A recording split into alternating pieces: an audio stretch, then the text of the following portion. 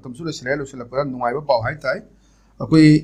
Imphal Guwahati Chetpagi, Bara, and Bagi Hunter social media, Karida, the Gi, Mediada, Duga Mams, the Hui, Naina Donato, Mams, you have another Masigi, Nueva Pau, the Laliba, December, Amadagi, here in the express, Nako, numit khudinggi, Imphal Guwahati daily flight, pairagani hair policy, Sana Express, the Yawi. Aduga koi BJP ke laga lakuri pakhal ko mayam su legre afa boduna phayaba phatoduna phatem di koi media gi shuru le duna sugumba Imphal Guwahati Delhi flight si date amadagi December amadagi horani ga pa hu lak pase sa di pe phum thami ni ke yang nuai pa ne to nuai ti ta jin ha ko mang to jaw ne ti nuai ko pa hai si ya de aduga koi Manipur si makoi gi aviation gi ministry kangko na ko paisa ko famona le samabrai na khale manam di kai no da hujik si still Hoji yang biwa koi ay anda ki mama khasida mamang kadre koi Guwahati salom ko nasi kala nung ala lag matang dai so na lupa lising lay basa ko ga lising kun sa me ating ada mama orega di ay koi ta sen mo to ta kan salaga su lupa lising tarana kun mo po ne ada hoji even saruk si yamna amma khatana ti ani ga tan ti hingal mo po se sima me am hingal ko ji su nung ti gi ya express na pai ba ta ga su ma ki bhara du atay no si samana no laro kanina khali adu si posen ni arugo poram lai jadana aikoi si high si aikoi government of India na aikoi national highways in protect ko ngam da maram war kanda hai ti ge hengala ko hai ma majlis si bok yaure hai ba ta ni makha le ko bus ande wingal kangte Dimapur Guwahati yo ko Dimapur yo train sa si are so is only lupa lising manga na up down ko na gato bus daga sa kasi lupa lising kun sa lifu sangal lai leba even hasi ke ticket ti envio hoji lising kun sa dum yo mani Guwahati se Uri yang kata garang ini yang jelas macam dah lising terang di terang ini hoban ini tu. Jadi macam tu mungkin pun jauh mana ya. Ada kesan dah param dari nak hundred ko jauh kita hundred ko su orang bayar. Ada sikit posisi kau yang amna level tiga pora bani ada nak tu. Jadi aku gi right pilot tu ni nak kali aku gi citizen gi. Aku gi atau apa even ada yang saya same distance ta Tripura pai tu na nak Tripura hal tu na yang ahong pa mamandal lai raga kari ke aku cuma ni Imphal yo ko ni Imphal sa tu ni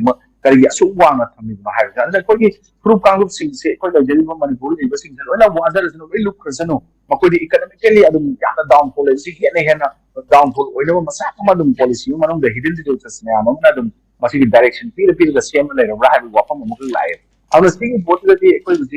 ko flight to mugi nungai ba ta ga harau ba flight machine yam be ke leite mamang da ko Imphal Guwahati si yam ba da ku ta ka ko matam da policy ohum sanga mari maximum manga or basina ai wang le ram do hoji ku ta ka ko na ta ba da hoji ga ta phak to ga tha mugi thang khai mugi manung da mi tarani ha ge thang khai di ko okay tarani ge ki na tarani bu ki manung da go pot yeng si hoji lu policy taru ki ma ta oi le ram ni khali mangai ma ta masigi pot se hoji ti masina yamna minimal amount lising manga hoji ko nge ga na harau ni pot an da lai ada lising manga ada am dong se ya pot se ada hoji Imphal jiri Imphal Dimapur gi lambi si ang doctor smile sun tan basi su ai ko se na gi ko gi lam tum ai ko gi property na ga ai ko gi economy gi sonda na ba masak ta masi aso bo planning ama ta ken na tawga thamra masi gi pot se da kana kana yaw gi ha ba posting si ko so mi ada even ai ko na thaki madu gi ha le ba thaw gi mamam si ai ko gi tong gi mi tara tong ge kun dong kun tha tong ge si na even Guwahati bo pai ga pot da Delhi bo ki or profit ada ko ta pai profit oi na masi low da ya te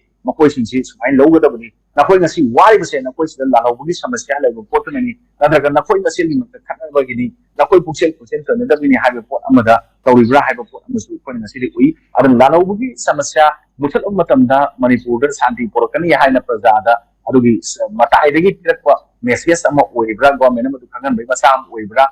adugi la lo bu gi samasya ha bi ko na beli ga da gi wala na sin jo la lo bu le ba sin si makoi na se lambi ching da ko person ka ba pot na wa li bani nakoi masen wan jabni nakoi masen marta performance to yana ba for o haina thambagi pot ama wang ama manung da yaw ra magi ba ha pot maya ma ra thing da bunate ana simba mayam sing dina ngase di praja sing si ta masin hengala ko gi ama to gi thuna harau bu nuai ba leike aduna light bridge laura kanda ngase di Dimapur Imphal jiri lambi adum mayam ma si kat pa hongare aru di tha ba pot sing si fully protection pilani provide taroni ha pot community market is leike adana sreisa ko na hai ne ngasai ko hau buda ngasi news license khana ba hau buda ko gi news khana hau buda haine ge pota BL santos lakwa samit patra lakwa badugi double engine government gi engine masan bera tawi Manipur state ma ko lakwa sina kari makal gi hiram ma ta ko na masida ko na kana ba na ga nungai ba praja sing da phangbugi thaja ba ta piram da bina ꯃꯈꯣꯏ ꯂꯥꯛꯄꯁꯤ ꯃꯈꯣꯏꯒꯤ ꯃꯅꯨꯡꯒꯤ ꯑꯣꯏꯕ conflict crisis ꯂꯩꯕ ꯃꯌꯥꯝꯅ ꯉꯥꯏꯍꯥꯛ ꯁꯨꯝ ꯌꯦꯡꯕ ꯂꯥꯛꯄ ꯑꯣꯏꯒꯅꯤ ꯑꯩꯈꯣꯏꯒꯤ ꯑꯋꯥꯕ ꯊꯦꯡꯅꯔꯤꯕ ꯋꯥꯔꯤꯕ ꯃꯌꯥꯝ ꯄꯣꯠꯅꯕ ꯈꯣꯠꯄ ꯄꯣꯠ ꯑꯃꯠꯇ ꯌꯥꯎꯗꯕꯅꯤꯅ ꯍꯧꯖꯤꯛꯇꯤ ꯑꯩꯈꯣꯏꯅ ꯑꯦꯅꯤ ꯄꯣꯠ ꯑꯃ ꯐ꯭ꯂꯥꯏꯠ ꯍꯦꯟꯒꯠꯂꯛꯑꯦꯕꯨ ꯍꯥꯏꯔꯁꯨ ꯑꯃ ꯇꯧꯔꯦꯕꯨ ꯍꯥꯏꯔꯁꯨ ꯁꯤꯒꯤ ꯂꯥꯛꯑꯦ ꯍꯥꯏꯔꯒꯁꯨ ꯃꯗꯨꯒꯤ ꯄꯣꯠꯀꯤ ꯋꯥꯍꯟꯊꯣꯛ ꯂꯩꯇꯕ ꯄꯣꯠ ꯃꯥꯅ ꯑꯗꯨꯝ ꯂꯩꯕꯅ ꯊꯣꯏꯅ ꯍꯔꯥꯎꯅꯤꯡꯉꯥꯏ ꯂꯩꯇꯦ ꯃꯁꯤꯗ ꯐ꯭ꯂꯥꯏꯠ ꯍꯦꯟꯒꯠꯂꯛꯄ ꯄꯣꯠꯁꯤꯗꯤ ꯑꯩꯈꯣꯏꯒꯤ ꯂꯟ ꯊꯨꯝ ꯄꯣꯠꯊꯣꯛꯄ ꯃꯁꯤꯡ ꯍꯦꯟꯒꯠꯂꯛꯄꯅꯤ ꯃꯗꯨ ꯍꯦꯟꯒꯠꯂꯛꯅꯕ ꯍꯥꯞꯆꯤꯜꯂꯛꯄꯅꯤ ꯍꯥꯏꯅ ꯂꯧꯕꯅꯤ ꯍꯥꯏꯅ ꯆꯨꯝꯒꯅꯦꯅ ꯑꯩ ꯁꯨꯃꯥꯏꯅ ꯊꯝꯖꯒꯦ ꯌꯥꯝꯅ ꯂꯧꯐꯝ ꯊꯝꯕꯤ ꯊꯦꯡꯛ ꯌꯨ ꯁꯣ ꯃꯆ ꯀꯤꯔꯟ